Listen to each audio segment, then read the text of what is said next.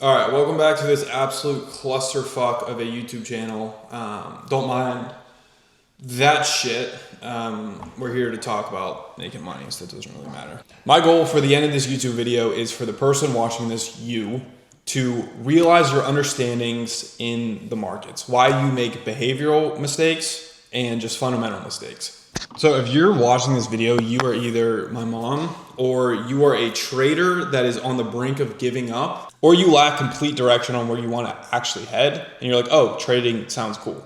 So like I said, we're going to learn how to combat that and simplify your strategy overall using my 3-step strategy that I've been using for 4 years. Along with that, I'm just going to yap. I'm going to talk about how momentum is your most protected asset, how to find it, and how to keep it so that you don't end up pressing the self-destruct button and blow up your finances.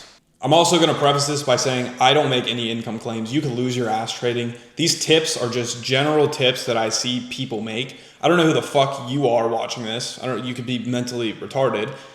So with that being said, no income claims. Thanks, SEC. All right, the first thing I want to do is differentiate trading from most other business models that people try to start, whether that's drop shipping, FBA, I don't even know, SaaS, anything.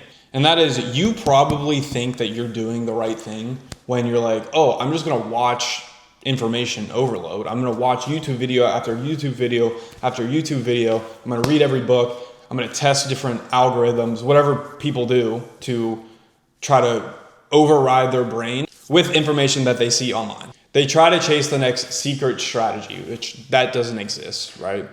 Whatever you find is going to work for you most of the time if you're not stacking knowledge on top of each other and just hoarding those stacks of knowledge. So pretty much what I'm trying to say is the more you know, the worse you are at trading. And you might be watching this, you're like, what the fuck is this kid talking about? Like, that sounds so counterintuitive. That doesn't sound right at all. But the thing is, you always want to make your knowledge an asset. And the reality is when you do something like analysis paralysis, which is what happens when you overload your brain with information, that knowledge ends up becoming a liability and not an asset.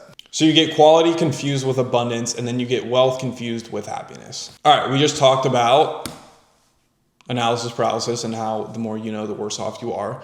And that is a chain reaction to the other thing I just mentioned, which is analysis paralysis. Now, the last thing I want to do on this YouTube channel is get political, but imagine you are President Trump, right? You're sitting there at your desk, and why you got to think to yourself, why is he qualified to have these buttons in front of him, these levers that he can pull to make something happen? And the result of his actions are normally, pretty much every time, extremely volatile. His job is not to sit there and just get good at doing this, right? He didn't become president by doing that. His job is to know with absolute clarity and 100% conviction when to press those buttons and pull those levers. We can apply this to trading because you can take your trading platform or your trading broker as your big red button. Your job is to create the most mental clarity possible so that you can freely make your decisions without any doubt at all. So how do we dumb down our fundamentals and make this as easy as possible? First thing I like to do is explore your timeframes. What I mean by that is look at your weekly, look at your daily, look at your 4-hour. You should be looking at really every single time frame before you make an educated decision on where you want to enter a trade. So this is on a 4-hour chart right here. My favorite time frame is the 4-hour, and we are bearish on this time frame. So let's break this down. What we have here is the lower high, which is followed by the lower low. Now, as you can see, we have a reaction off this low that takes out these highs, these equal highs, and we make a high.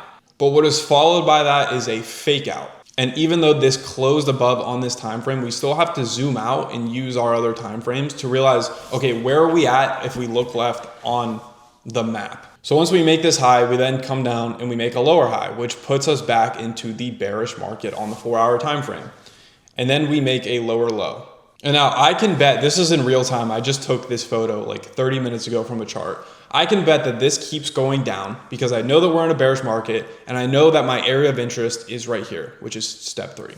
This leads us to our next step, which is the area of interest. Now, this was also taken in real time. All these markets I'm taking right now so that I can show you when these play out what actually happened. Now, all of this comes down to patience, right? Area of interest is the biggest point of patience. Your area of interest hinders on patience. So if you can see, we have a reaction off of this supply range. Then it's followed by a fake out, which gives me more confirmation. What are we having right now? Another one of those bearish engulfings below the entire market structure shift. Now, this is how you really get conviction on your areas of interest.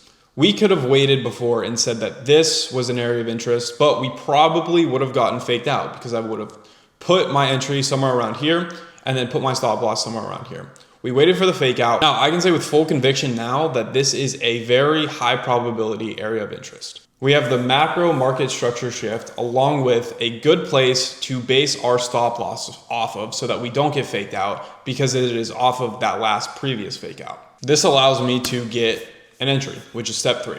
All this that you're looking at right here is a 30-minute mirror of this one, meaning that these are 30-minute candles. They are no longer 4-hour candles. So after I've defined my area of interest, I'm going to wait for the 30-minute to pull back up into here and create the exact entry that I wait for every single time. And that is a pull back up into my area of interest, which is why it's so important.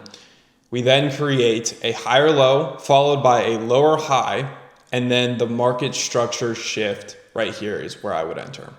And that is what gives me clarity, right? I've seen this play out a million times. I know exactly what I'm looking for every single time. And there is no noise on my chart. It is just market structure and price analysis. So how do we tie that into the mental side of things, right? And that is by building your own data and stop piggybacking off of other people's data, because what works for you works for you. You need to stop viewing yourself as a student in this big game that we all play and start viewing yourself as a manager of risk and a manager of a simple system that you know works. And the reason, which goes back to earlier in the video, that you keep watching these videos is because you're looking for certainty. You want the person that you're watching to most likely give you a guaranteed formula that's going to win every single time. And the thing is, that formula just doesn't exist, and guarantees are never made in something like trading. A way that you can own your own data is by buying something like TradeZella, which is a trading journal, or you can just journal yourself. Because the truth is, when you see another guru's 90% win rate, you start comparing yourself to him, and that is the completely wrong way to go about it. You are your own person, you have your own brain, you have your own habits, and you have a completely different risk tolerance. So for the love of fuck, please, I would have saved so much time. Just pick up a journal and journal everything. I mean, like, from your emotions to how you're feeling to the actual fundamentals of the trade that you took, everything. This is how you gain momentum. And you don't gain momentum by watching me talk to a fucking laptop right here and instantly think that you're gonna be profitable. And the last mental step that I'm gonna include in this video is to eliminate your certainties, right? That is another thing that sounds super counterintuitive. And this comes after you have the personal data. And what I'm trying to say here is pretty much eliminate the noise, eliminate the things that you think are certain. Because when you eliminate things that you think are certain, you start to not expect anything in return. And when you start to not expect anything in return, you start to realign yourself with what you actually want on a trading chart, and you start to realize that, okay, this game isn't guaranteed. The point of this video is for you to realize that self-pity and movement are not linked, right? When you stop self-pitying yourself and you eliminate your certainties, you realize that nothing is ever guaranteed, and the only thing that can make you better is your own data. Now, if this video was interesting to you in any sort of way, I would suggest going down into the first link on this video, and there is a free PDF that breaks down my strategy more in depth. All you have to do is put your email in, and then you will get it sent to your email.